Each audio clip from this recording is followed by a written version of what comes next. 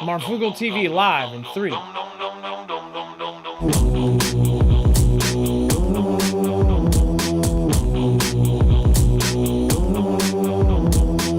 We found a way out. We found a way out. We found a way out. All right, what is going on, guys? It is Adam, aka Marf, and this is Marfoogle TV. We're going to go into a lot, so let's get right into it. North Korea fires a ballistic missile right as Hegseth is actually leaving, right?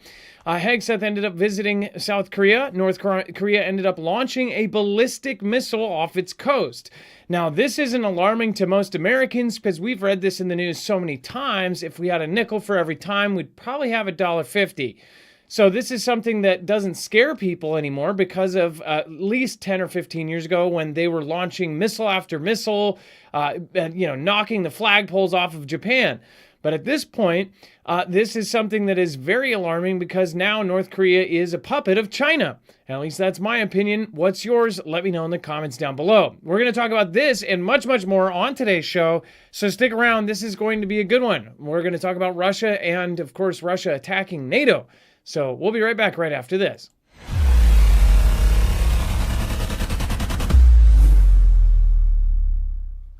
Nothing in the show should be considered legal, medical, or financial advice. The views of the callers can differ considerably and do not necessarily reflect my opinion, Dex's opinion, or anyone else who works with the show. You should always do your own research and consult with professionals. The internet is full of fake news, so please take everything with a grain of salt.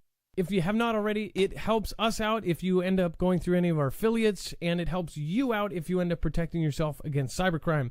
NordVPN is one of the best and one of the easiest to use. If you do not have a virtual private network, it protects your IP address, which is your online identity, which actually connects to your real address and everything else. It also connects to you. If you know anything about how they are data logging and basically getting your profiles down, you can prevent that by having a VPN. Nord is, again, one of the easiest. Download it. It's like an on switch and off switch. All you have to do. Go to marfugglenews.com/VPN. Not only will you get a giant discount on this, but you will also be helping us. I appreciate your support, and I appreciate everyone that goes through any of our affiliates. Can't say thank you enough. Way out. We found a way out. We found a way out. Way out. Way out. All right, what is going on, guys? It is Adam, aka Marf, and this is Marfoogle TV. So let's bring in my co-host/internet brother, Dex James. What is going on, and how are you doing today? Well, hello, Adam, and hello, Foogle fam. I'm doing just fine. So again, on that actual launch, they point out, they said South Korea's Joint Chiefs of Staff said the suspected short-range missile was fired from an inland area of the western county of Taekwon toward the East Sea, traveling 435 miles. The launch was reported by Reuters and the Associated Press, citing military officials in Seoul and Tokyo. No injuries were reported or damage reported, they said, and it had detected signs of preparations before the launch. It was monitoring additional activity in the area. I think it's kind of interesting they said no injuries or damage were reported because, yeah, if we did have that, then it would be an entirely different kind of news day. Dex, let's go into this next piece, which is talking about China's exports and what just happened to them. Well, this is kind of a big deal when you think about it. So the exports of China is actually down in October. And it drops significantly. I think this is the lowest since back in the spring, so early spring. So outbound shipments dropped 1.1% in October. People weren't expecting that. Actually, imports rose 1.1 or 1% last month. So for them to drop, and even then, it missed the estimates. They were expecting 3%, but now it dropped 1.1%. So obviously, I think we can easily say that a big chunk of this might be the United States and the tariffs. But it certainly has a massive impact. Even you might think, oh, it's just 1%. Well, that's a big number when it comes to the amount of manufacturing and exporting that China does. So they declined for the first time in nearly 2 years due to a high base effect as the business front-loading momentum tapered off ahead of meeting between the U.S. and the Chinese leaders. The outbound shipments dropped 1.1% in October in the U.S. dollar terms from a year earlier. So it's their first contraction since March of 2024. So kind of a big deal. These are not the economics that you would expect from China, and they're not going to be happy with this at all. And I'm trying to remember what happened in March of 2024. I know obviously we had during the cough from 2019, we had that time in 2022 or whenever that was when we had all of the issues with the supply chain. But yeah, it's very, very, very, very interesting changes happening. I think it is because they are decoupling. What is your opinion? Let me know in the comments down below. By the way, thank you, Wings and Wags Patriot. Thank you for the super. Says, dad joke, why was the beach wet? Because the sea weed. Thank you, Wings and Wags. You are officially, again, our top dad joker today. And then we have, of course, thank you, and thank you to Jan T for gifting out 10 different badges to 10 different Marfoogle members. So thank you. I appreciate that. Thank you so much for supporting us and making new members out of Foogles, which it looks like Frank Drake. We got Grit and Grace, Rusty Door, Samantha Wagner just received one, and Backcountry Bandits. So welcome to the fam. Shelly and MT, Lanet, and Robin Ski T. Thank you so much for joining. All right. And then Russia's oil revenues plunge. Again, they said plunge. Just as the U.S. sanctions hit when Moscow can least afford it. Now, this is the angle and even the headline from Western media. We don't know what the true, damage of this is. The country of Russia has been prepared for things like this for a while now. They knew that this war was going to bring on sanctions, and most of the sanctions that we've put on them, they've skirted or they've curtailed around them, right? But this one may have hurt. We don't know. They're saying it has. But at the same point, they said all of those other sanctions were going to hurt them, and they just kept on continuing. They talked to their allies. They did all of these things. We talked as the sanctions were kind of hitting before a couple weeks ago, as they were hitting the Chinese companies with the oil manufacturers, and they ended up stopping buying temporarily, which I believe they will end up finding some way to continue buying oil from them because of those sanctions. Dex, with this, we don't know what kind of sanctions they can and can't get around anymore because they've basically skirted around all of them. Is this one going to be the one that sticks? Yeah, I mean, this is the one that was never really touched because they allowed the oil to flow because it was beneficial to the whole world. It was beneficial to gas prices, and when they shut it off, it does have an effect. I mean, while you could say China could go around, but at the same time, if they find that companies are going around, then all of a sudden they get sanctioned and they lose their ability to transact with other companies or other countries, not just Russia. That's why you see those Chinese companies saying, okay, well, hang on, until we know better, we're not going to do anything because we can't lose the rest of our business, not just the Russia business, right? They're not going to risk all of their trade over one trade with Russia. So this is a big deal. Now, the reason why it's important, not just that it's bad for Russia. It is. It's pretty much their biggest source of war revenue, if you want to call it that right now.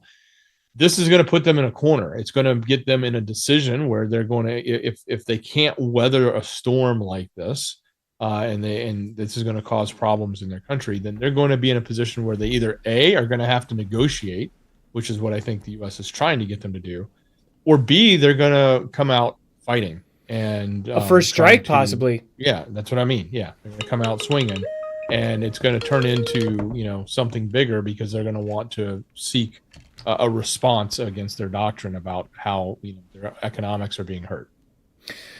So this reminds me of, it was a different date and a different story, but very, very scary similarities between this and say when we did the embargo on Japan. When we did the embargo on Japan, it was kind of reverse. They were not allowed to get any of that oil, and they didn't have enough to go 3 years. They had about 2 years of reserves left, and after that, they were screwed because they were cut off. It was a complete embargo on Japan. Well, this, in a way, is that same kind of embargo, but for money, right? If you cut the money off, then you really, really screw some people over. Well, that money is the source of everything. So will they use their current military prowess to essentially do some sort of first strike? Are they in that position yet? That's the scary part about this, is we don't know. Nobody can say they won't. Nobody can say they will at this point. We don't know what behind the scenes is going on. But, for the people that think, oh, they wouldn't do that over this, well, we don't know what situation they're in. All of those other sanctions affected so many other very areas. Now they just hit the vein, right? They just hit the major vein right here with this. So if this is effective, which is very scary, if they can't skirt around this, we're looking at a potential, first strike or some sort of event or a sabotage or something else happening. Now, before we move on, speaking of which, one of the vulnerable areas that the U.S. is in and one of our best affiliates, again, this is something we truly believe could save lives. Make sure to go check out the EMP Shield, because if you have this device on your car, you'll be able to get home to your family or get out to bug out. This is a device that takes really no time, less than 10 minutes to put into your car. Anybody can do it. You don't need a mechanic or a handyman to do this. You can do this yourself. And you will be protected against not only EMP, but CME, a Carrington level event from the sun. If you're following all of the solar stuff that's going on, it's a great idea to have on your vehicles. They also do trucks, motorcycles, boats, generators, gas and solar. You have, of course, even Starlink protection. They have a new Starlink device. A lot of those ones are plug and play, so you just pop them in and it's done. It will have a cord on one side and a cord on the other, and you just put it in between. MarfoogleNews.com/EMP, and make sure to use that code MARF, because you are going to save $50 off per device, and that stacks on top of any November sale that's going right now. Plus, that will also help support us. We are completely independent. No one tells us what to talk about. Nobody tells us what to advertise. Nobody picks our advertisements. That's why we have the same affiliates. If we rotated out different Chinese products every day of the week, then that would be one thing, but we don't. All of our products that we recommend are ones that we truly believe in, have ourselves, and think are going to save lives, make them more comfortable through disaster. So go check them out. Again, thank you, Jan T, for gifting another 5 people badges. Again, thank you, and thank you. It looks like a few other people got it. In fact, Shelly just received a membership. Big Chase, Naomi, and suddenly Sally and Callie M. All members now, thanks to Jan T. Thank you. All right. And then, Dex, let's talk about Russia. Can attack NATO as early as tomorrow.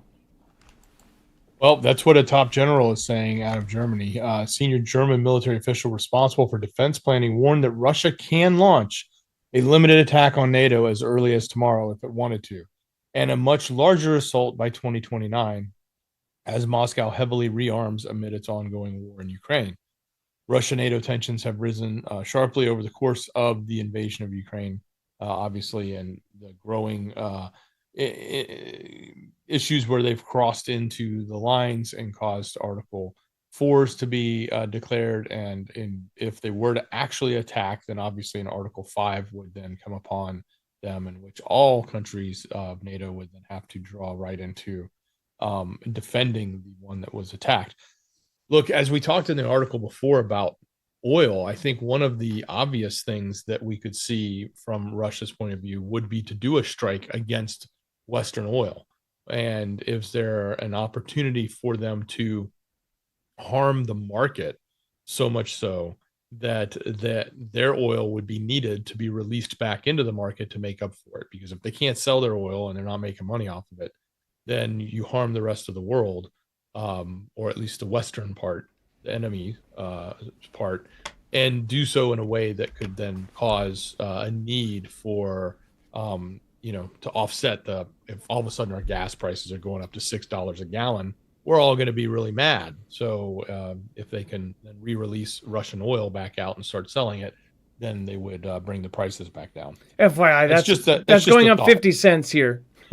Well, yeah, but we're already at $5-something. We would go up to like 7 or 8. That would be insanity. Talk to your politicians, because we only spend like $2.70 for a gallon. That's crazy. That's your taxes, not gas. I know. But people are putting Seattle on a dartboard and throwing it. Yeah. Right now. Go ahead. Yeah, but I mean that's just my theory, but it certainly would make sense as a mechanism to a form of retaliation for these sanctions if they really bite as hard as they're biting.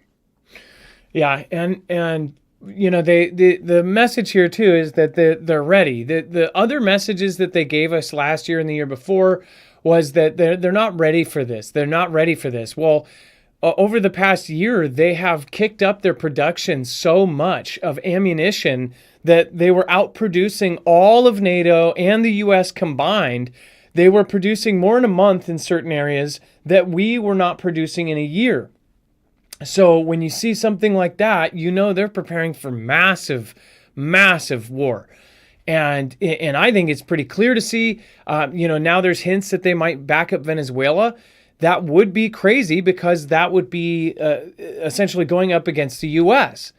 But is it really that crazy? Now you have Ukraine as this proxy. Almost, they first thought it was a direct proxy, like we're directly supporting Ukraine, directly sending them weapons that are going into Russia. Same with Europe, sending storm shadows and things like that in, and tanks and everything else.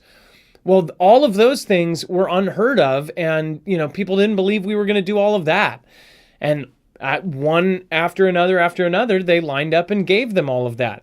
Well, the same could ring true with Venezuela in reverse, right? Russia could end up sending them tons of stuff to fight the U.S. in a battle against them. They're training in Puerto Rico right now in Venezuela-like territories, and they're doing it on a massive scale. We're talking thousands and thousands of soldiers are doing all sorts of stuff over there. They have aviation groups, 8 warships, a carrier strike group. That's not to shoot speedboats, people. So, yeah. Saying it's early as tomorrow, they're just basically saying that they're ready. They're ready for this. And that's something we don't like to see, especially, when they talk about like China. China, they say, oh, well, we'll take this year before they're at parity with the U.S., which, by the way, is they keep moving that mark up, saying by 2030, they said by 2034 they'll be at parity in this area, and then they're like, oh, it's actually now 2030, now it's 2028. So it's crazy to see our enemies working this fast and this hard towards a goal, and people are still wrapping their head around the fact that it might even happen, right? Thank you, The Terrible Truth. The 7 Thunders are active. The little book. Why does it keep popping that up? Dang it. The little book has activated all judgments. See Revelations 10 on YouTube. Biblaridon.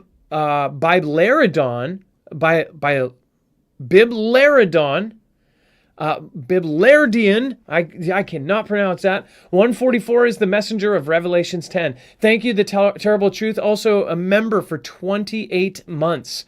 You've already got that 24 badge, working on 36. All right, and then JPass, thank you so much. Welcome. And thank you for joining the fam. And thank you, JNT, again, for the gift of another 5 badges. That was awesome. All right. And then let me know what you guys think in the comments down below. I'd love to hear from you. Let me know.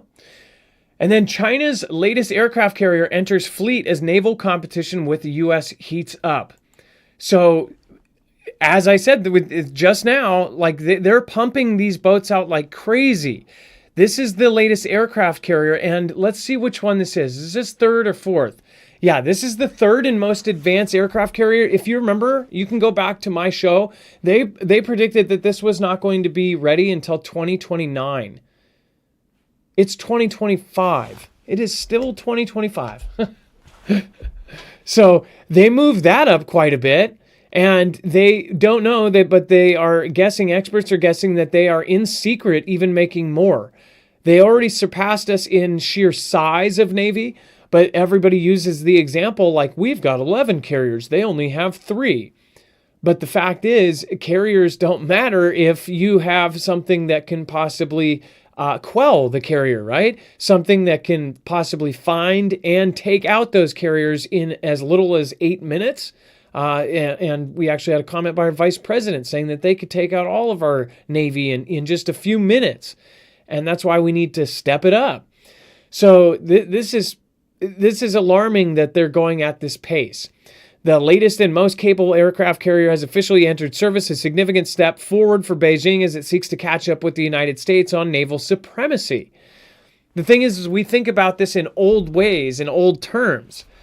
So the country with the most carriers, and carriers they're not just like a magic weapon. The carriers launch all of the bees out, right? But carriers are also followed by destroyers and different warships and submarines. So it's a whole kit. It's a carrier strike group.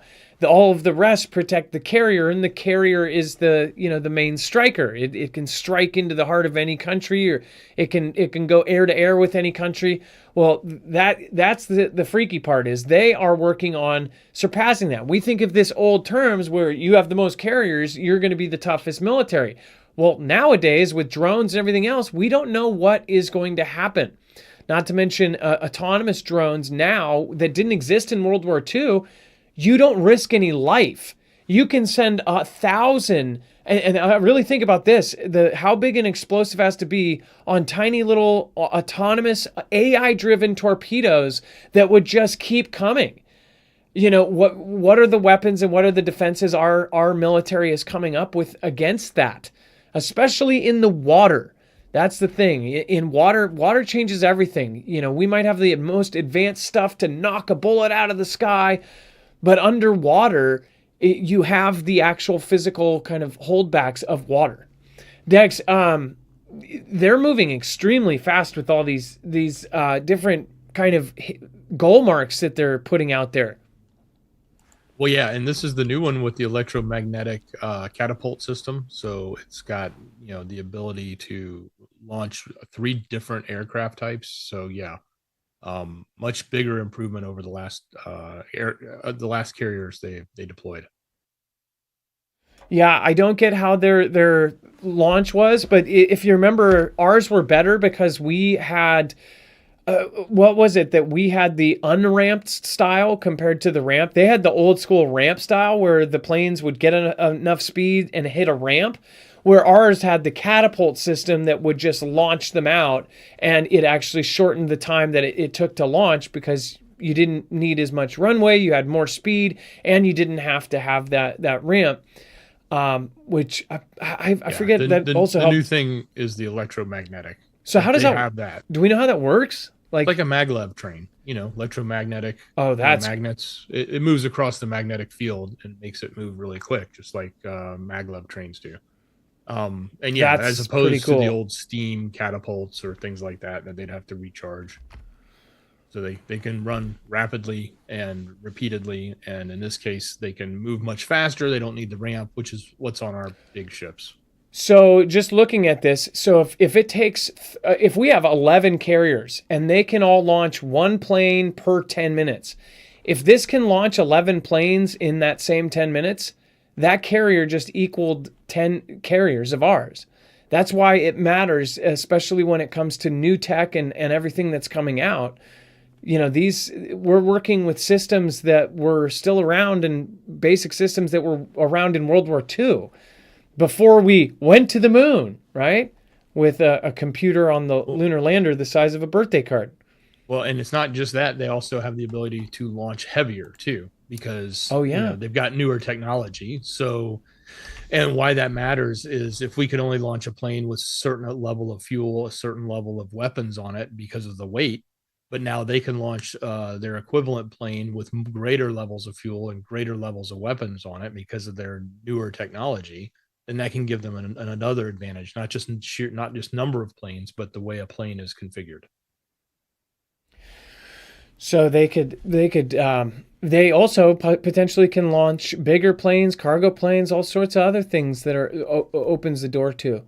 All right, and then we're going to talk about here in a second the FAA. But first, Turkish court issues arrest warrant for Netanyahu over the stuff going on in Gaza.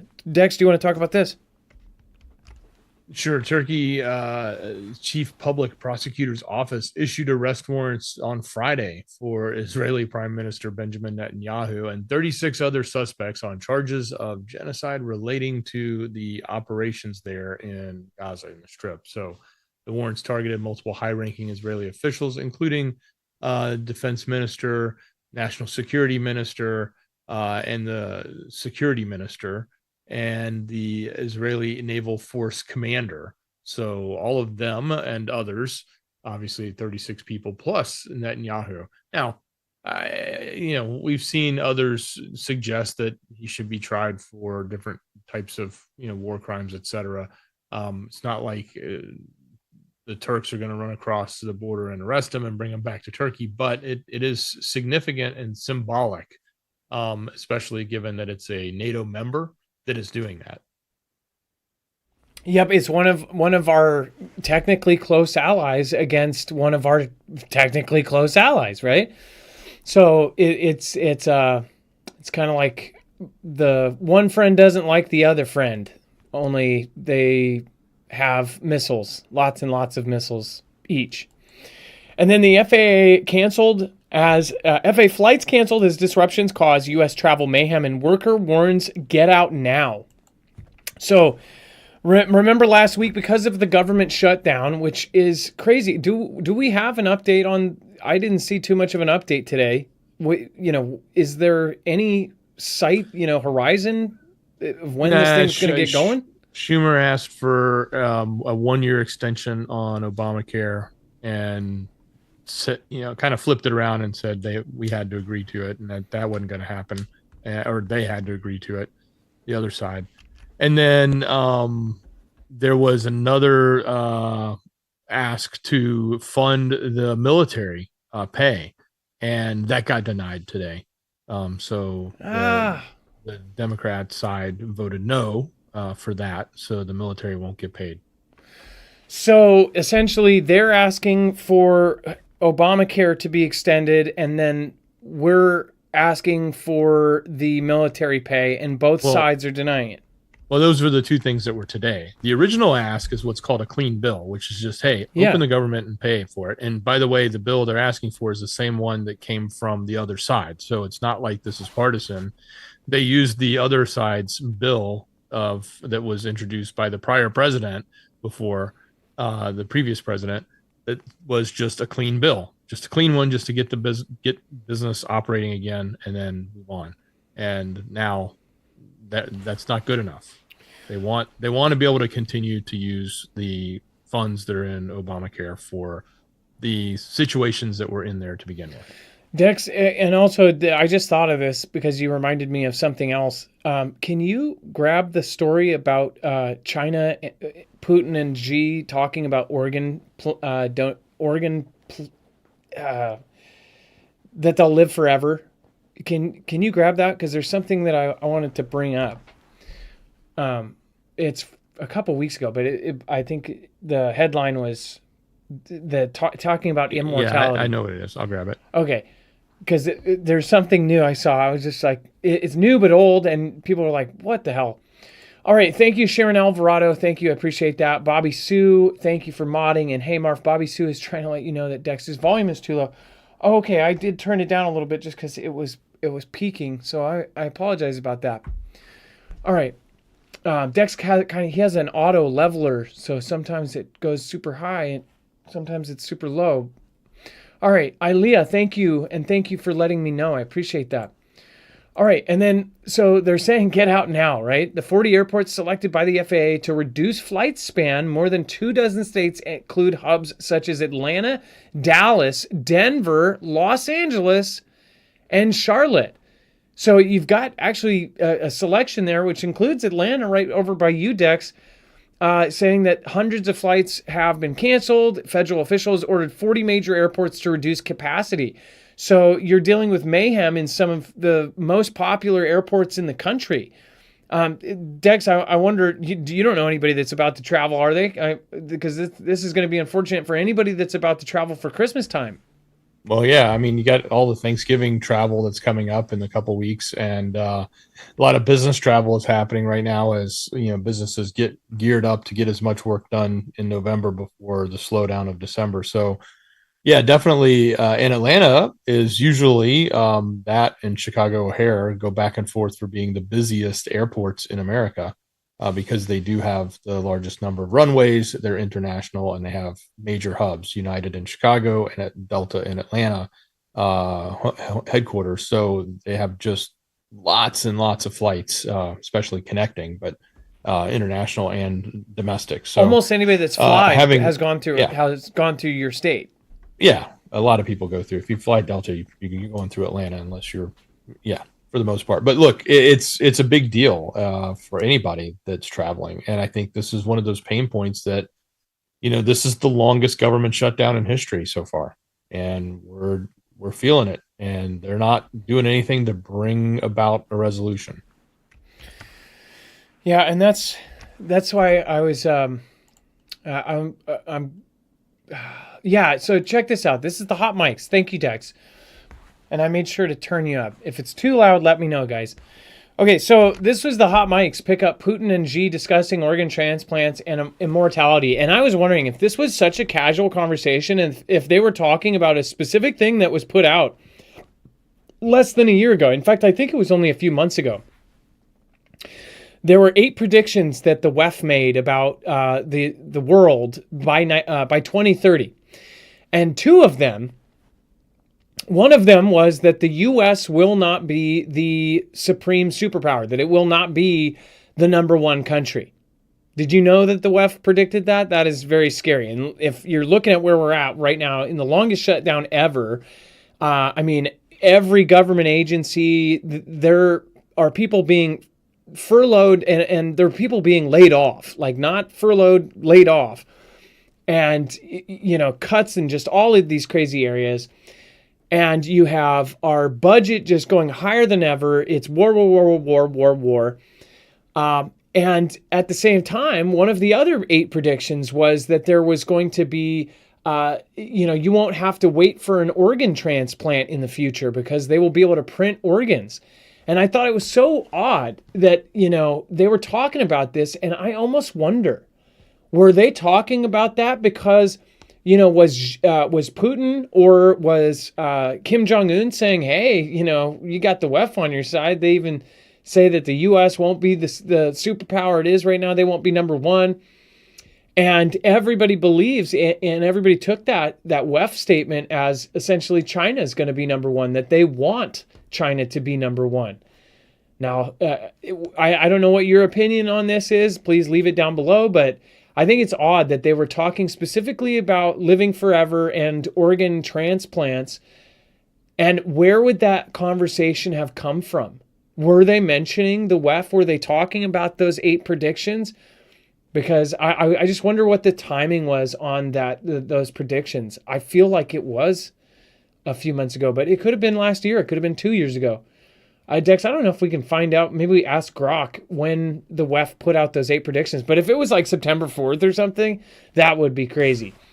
All right. And then K Wildman, thank you, Marf, for all that you, Dex, and all of the mods do. Much appreciation. Keep on prepping, Foogle fam. Again, when you get reminders from the Foogle fam to prep too, just think about it just a little bit at a time. It can really make a huge difference for any storm, disaster. We're all in a part of country that has a natural disaster pending as well. It doesn't matter where you are. There's almost nowhere in the country that doesn't have a tornado, a storm, an earthquake, something that could happen. So it doesn't have to be war-related or politically motivated. It's just getting ready in general. It's responsible, just like getting insurance on your phone, insurance on your car, insurance on your life. Get insurance on your food and water. All right. And Josh T, glad to be part of the Marfoogle fam. Such a welcoming group and one of the highlights to my evenings. Best place to hear what's going down. Josh T, thank you so much. And on month 2 of being a member, thank you. That's really, really awesome. Ilea says, oh, thank you, Josh. You're a wonderful part of the Foogle fam community. And I hope that you guys continue being that welcoming to new people, even if they're trollish in the very beginning. We've had some people that were, quote unquote trolls that are now like super awesome parts of the community because they might have just got off on the wrong foot or didn't like the way I talked or the way I looked. Human make judgments and then they realize, hey, maybe there's something more to this. And I think there is more to us. Hey, Adam, the WEF article was November 17th, 2016. And so it's super old. The quote was, by 2030, the world's political landscape will look considerably different to the present one. There will be no single hegemonic force, but instead a handful of countries. The U.S., Russia, China, Germany, India, and Japan will be chief among them but the U.S. won't be the single leader. And that's the same one. You will own nothing and be happy.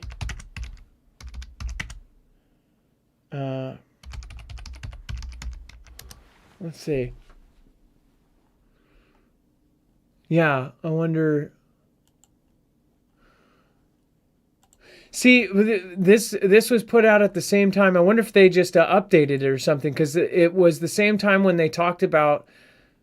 Has it really been 2016 when they talked about? Because they also talked about you will own nothing and be happy. This says 2023 about the own nothing and be happy. Whenever that time was when. So it's still a few years old.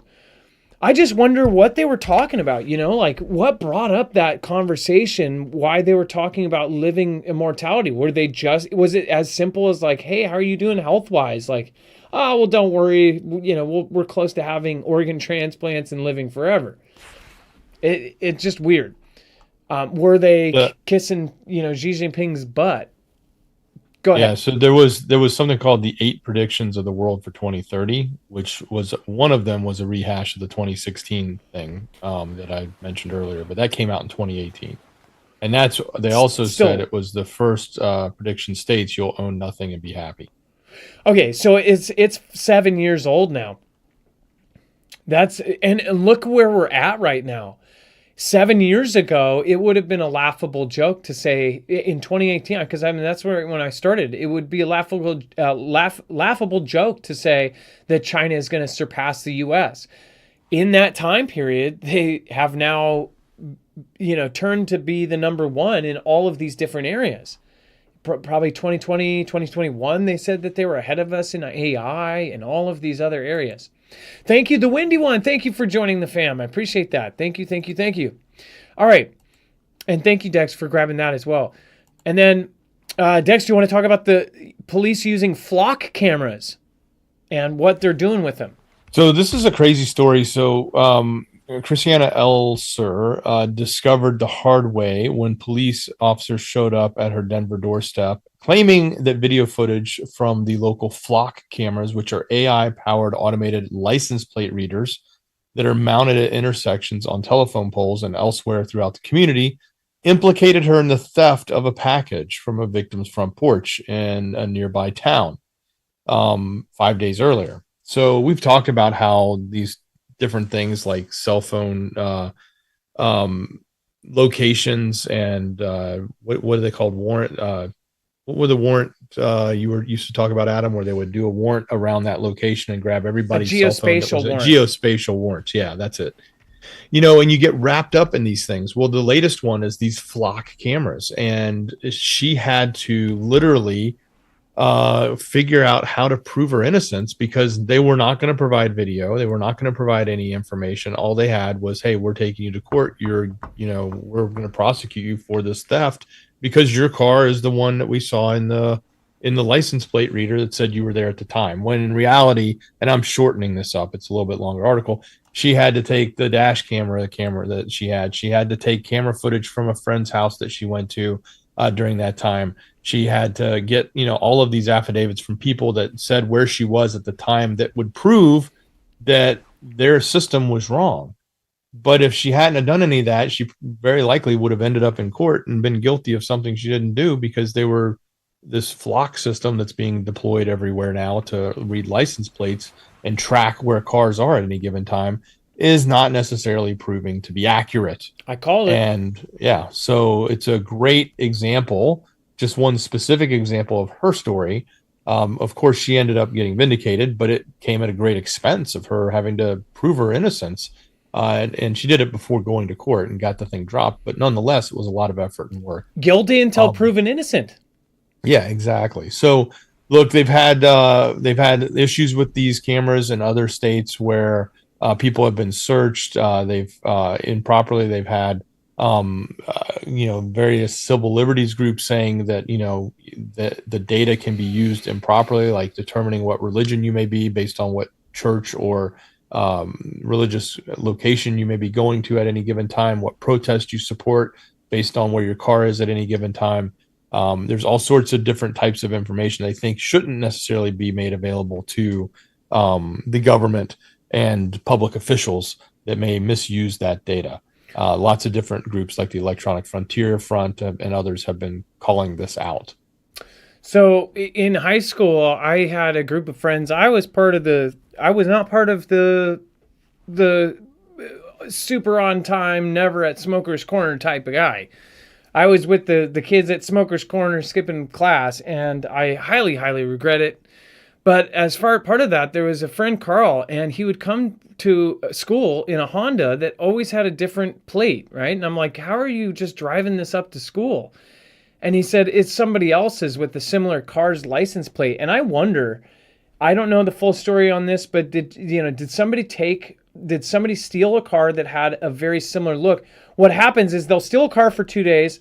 They'll go to an unsuspecting person. They'll switch the plates so that that person is driving around with the stolen car, same description, same car with the stolen plate. So if a cop gets behind them, they get pulled over. Meanwhile, the thief is rolling around in a Honda or whatever kind of car that's, not even reported stolen, because that person goes out, their car's there, they're not going to report their license plate. Who looks at them even, right? When you go in to rent a car, they're like, or parking space, what's your license plate? Almost everyone has to go and check. People don't think about that kind of stuff. It is something, a tip to look at though. But I wonder if that car had that license plate on around town, that AI powered system was accurate, but it was the wrong thing. And she's like, no, I wasn't there. I was at my friend's house with my car, possibly with the stolen thing. My point to this was that these geospatial warrants that are done through cell phones and stuff like this with cameras, back at the time, they were paying places like 7-Eleven to connect the cameras directly to the police stations. And I said, this is going to create false guilties. And what they were doing is they would spot people there and it would go right to the police station through AI facial recognition and other things. But also, say a murder happens behind a 7-Eleven. Say 5 minutes before this murder, which 7-Eleven or something like that, where there's 100 people an hour, you pull up 5 minutes within that area. Then when the cops go, oh, well, this murder happened around an hour ago, they look, and within 5 minutes of the murder, your car was parked there with your cell phone. Which again, they could just pick up your car. Even if you didn't have a cell phone, half the cars have these tracker things that they can pull up. And then all of a sudden you're guilty and a suspect, even though you just rolled up, got your hot dog and left. That's a geospatial warrant. But this kind of thing is exactly what we talked about when they put in patents for facial recognition in the different, doorbell cameras and things, Amazon and all of these others. You could have a family member who has a warrant come to your house for Christmas or Thanksgiving, and all of a sudden the cops are there. Well, now this is another thing where you've got an AI-powered flock camera snagging up people saying, hey, this is leaving the scene of a crime when you're on the other side of the city. These are things that we know are going to happen. This is just short of, telling you are about to commit a crime because, like Minority Report type of stuff. It's just creepy. It really is. And then before we move on, make sure to go check out Jace. This is where you can get a kit of the most commonly used antibiotics all in a nice little kit, discreetly packed to your door. That way, in a case of emergency, somebody gets a cut and all of a sudden the roads are out, there's a flood, you can't get somewhere, you have those antibiotics on hand so you can actually solve that problem. You can also add things in like albuterol and other things. Go over and check out the Jace case. It is an official appointment. It's very quick with either your telephone, again, your cell, your tablet, your computer, and you talk to a board-certified doctor, and in a few minutes, you're done. Go to marfooglenews.com/Jace and make sure to use the code MARF. You can also talk to them about their Jace Daily, which is, hey, I need a year's supply of my regular medications. That way, if the lights turn off or the supply chain stops, I'm going to have a year of my medications all at once. That way, I can actually rotate them into my meds. Go and check that out as well. Both same link, marfooglenews.com/Jace. Thanks again to the mods. I appreciate you guys. Windy One, thank you. Josh T, thank you. All right, and then We have Denmark's government aims to ban access to social media for children under 15. Now, it's hard to disagree with this, actually, because I guess as a parent, and I bet a lot of you parents understand, it is crazy how changed a child can be that grows up with social media, with cell phones, with all of these things, compared to a child that doesn't, right? Most of us can speak from personal experience. Most of you grew up without a cell phone in front of your space. I just watched a very scary TED Talk where he talked about these little dots on a board, and he goes, you know what these dots are? And it's basically the average amount of lifetime a person has, right? And he goes, after 18, here's how many months you have left. Basically, or here's your whole life. You spend this many dots in school. You spend this many dots, and these are broken down into months of accrued time you've spent doing something. Here's how many you've spent in your career. And then at the very end, you look at how many dots, which are months of our average lifetime, like the lifetime of living till 80 or whatever it may be. And it's like 334 months, which is really scary how fast a month goes by, that we only have 334 months of true like free time, right? And this is the scary stat. He said that this generation, that 93% of they find that the 18-year-olds right now, most of them will spend 93% of those 334 months looking at a screen. That's horrifying. And I shared it over on my Twitter. I'll show you real quick that it's the very top one right now if you go there now. And I will say this. That is something that I believe everybody should share. This one, I'll just show you the graph here. Look at that. That is so freaking terrifying. Okay? And by the way, out of that, the huge, the 90-year life expectancy, a third of that immediately goes away because you're talking about sleep, then school, then eating, hygiene. 334 months on average of remaining time in months. So once you're out of the house, you've got your own life, you're a person, you're an adult, boom, you've got that much time. I think that is horrifying. Again, and then it says, but today, 93% of their time will be looking at a screen. Dex, what do you think about this? And maybe something like this, a study like this, would go towards trying to put in restrictions on social media and addictive things like that. Well, I do think there's a problem, but I think that the real reason and the real thing we have to pay attention to has nothing to do with protecting our children and everything to do with rolling out digital identity. Once they create laws that say you have to have a certain age to do something online, then they have to figure out how to enforce it. And the only way to enforce that is to actually have IDs. And in other words, it's not about the 15-year-old, it's about the 16 plus. It's about the rest of us proving that we're not 15. And this is where the slippery slope comes in, where all of a sudden we're going to have to identify ourselves to use the internet so that we can have access to everything on the internet because we are over 15. And this is what it's really about. They're using kids to create that version of a universal identity, create that version of some sort of digital identity so that they can know who can be attributed to any action done online, anything said online, etc. That's why, in my opinion, they shouldn't have any of this. They, ultimately, I think it's the parent. The parent needs to be responsible for their children. That's just my opinion, and I'm sure others may disagree with me, and that's okay. But no. And this is the thing. Leaving it up to the parent is just not a part of our future now. They've taken so much of those restrictions. This is something where if you're a parent, you really need to be a part of a different kind of person at this point. Because it is crazy to me that my kindergartner, without a cell phone, goes and we just got a notice that says, hey, please, 80% of the kindergartners are coming to school with their phones. And I said, kindergartners have phones? But it's no joke. And they've marketed these new kid cell phones, but I don't even think that they're talking about those, because the kids' cell phones, those ones that are simple, call mom, call dad, they wouldn't care about that at school. They would care about actual cell phones. And I was blown away by this. Now, I know by third grade a few years ago, my other fifth grader, that they said the same thing, like, hey, kids need to stop bringing their cell phones to school, or at least put them in a bag and only bring them out at lunch. And I said, this is nuts. If you guys have kids that are young, you know exactly what I'm talking about. I am like in shock, though, that kindergartners now have freaking cell phones. My kid's not getting one. But that's a simple solution, right?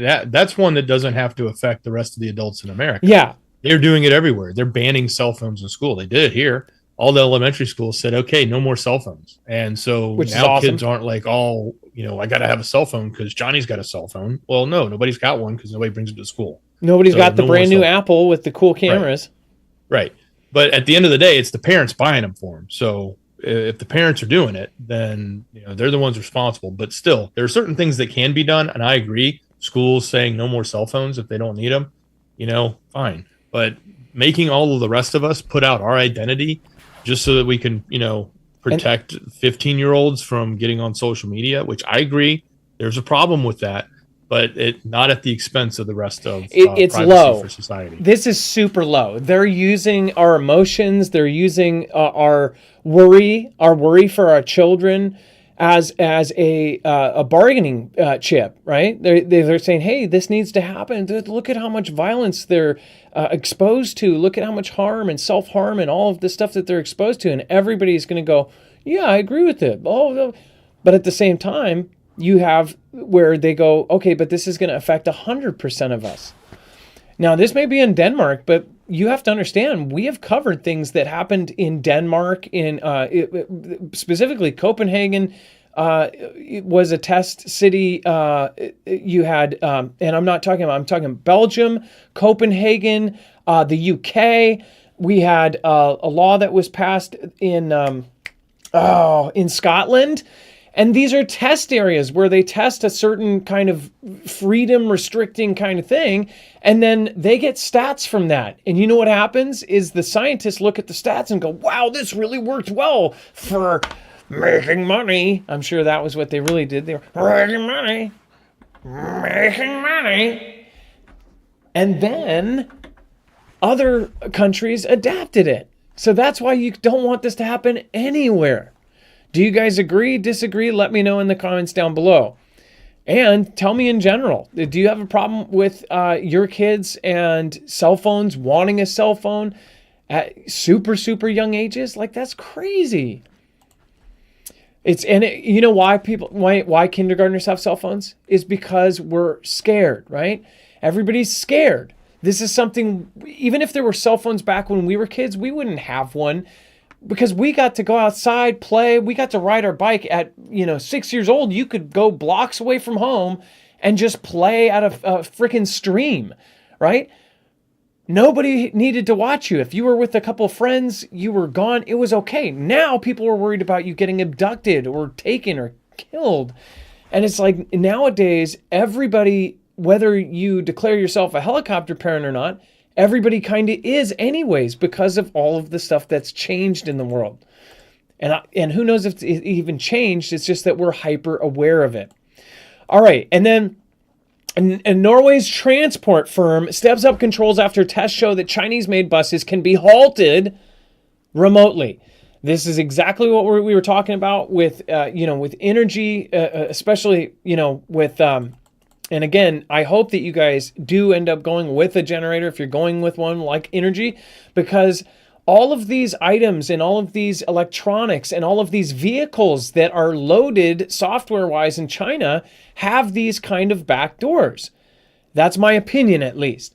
Norway transport firm says that essentially they have this thing that allows them to check up on the computer health of it, but that it can be utilized to do something as crazy as even remotely halt the bus.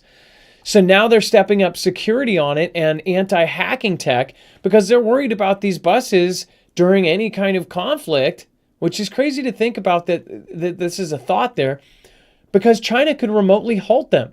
Think about China being No Limits partner with Russia. Russia gets in a battle with NATO, and you have civilians getting ported out of town on public buses in an emergency, the worst case scenario. All of a sudden, China hits a button and all of the buses stop and turn off and cannot start. That's crazy that we're making vehicles at all that have the ability to be stopped. Dex, did you think about that? I mean, especially with remember the other law we talked about?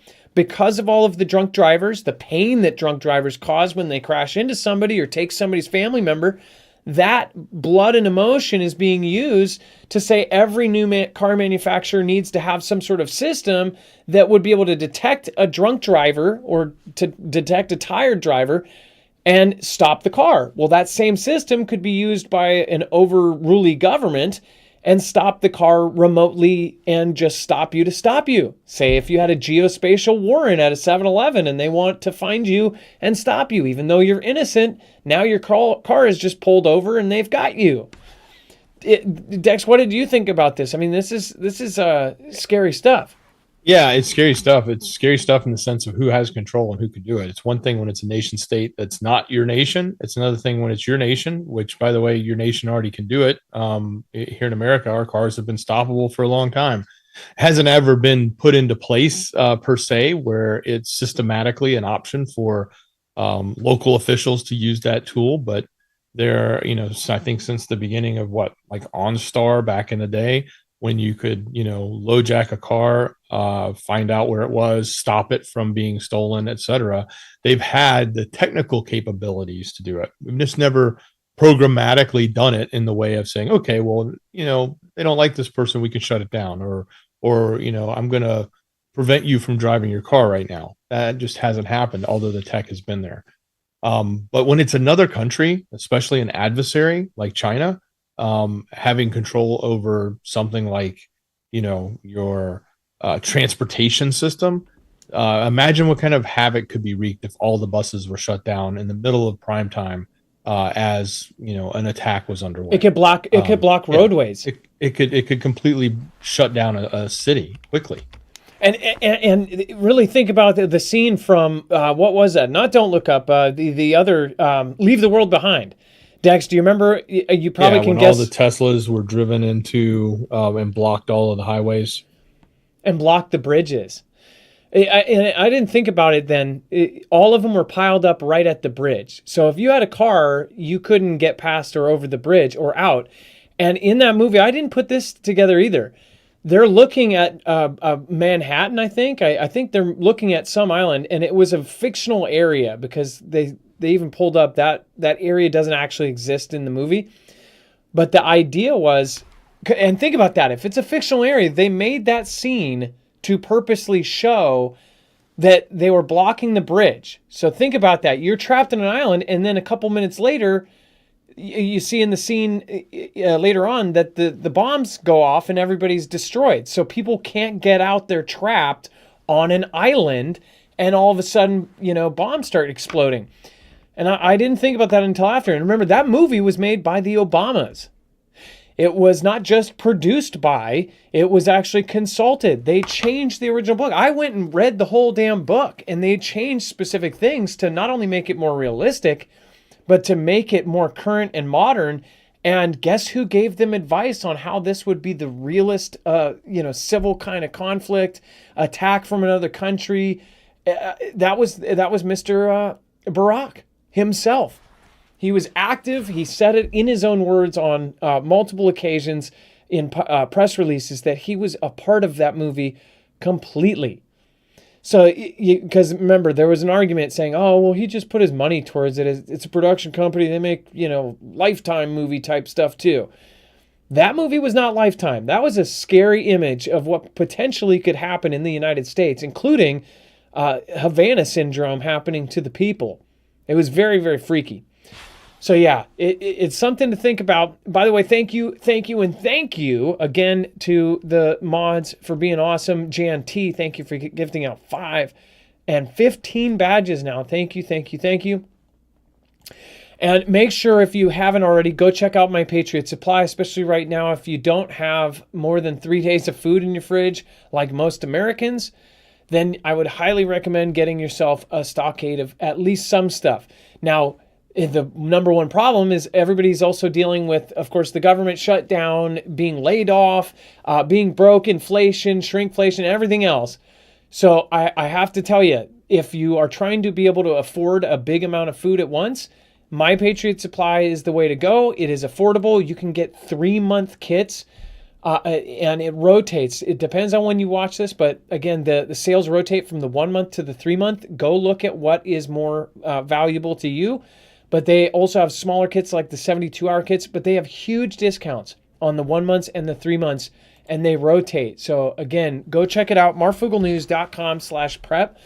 It's freeze dried, so it can last up to 25 years. In the year 2042, that date sounds like some sort of futuristic movie. This will still be there. In 2048, it will still be there, and it will still be good and edible. So again, 2050, it will be edible. marfooglenews.com/prep, and then all you have to do is add water or cook in sauce or cook in water, and boom, you've brought it back to life. Or in some cases, you don't have to do anything. You just pop it out of the bag and eat it. All right, and sealed in Mylar bags and then sealed in buckets, unless you're getting less than the 2 week. All right, let's see here. Sharon Alvarado, thank you again for your support. I appreciate that. Jan T, thank you not only for the supers, but for the gifting of badges. And then Sharon, I believe this is your first super on a live stream. So thank you, and thank you, Sharon Alvarado. I appreciate that. And thank you to everybody, including K Wildman, Josh T, the Windy One, some new folks that ended up becoming members on their own. I appreciate that. Thank you.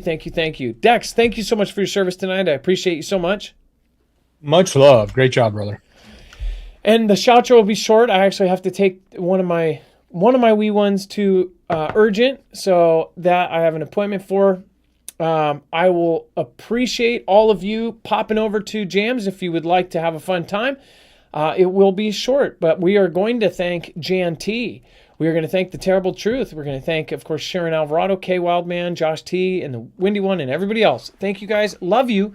Be safe. Be prepared. And Marf out.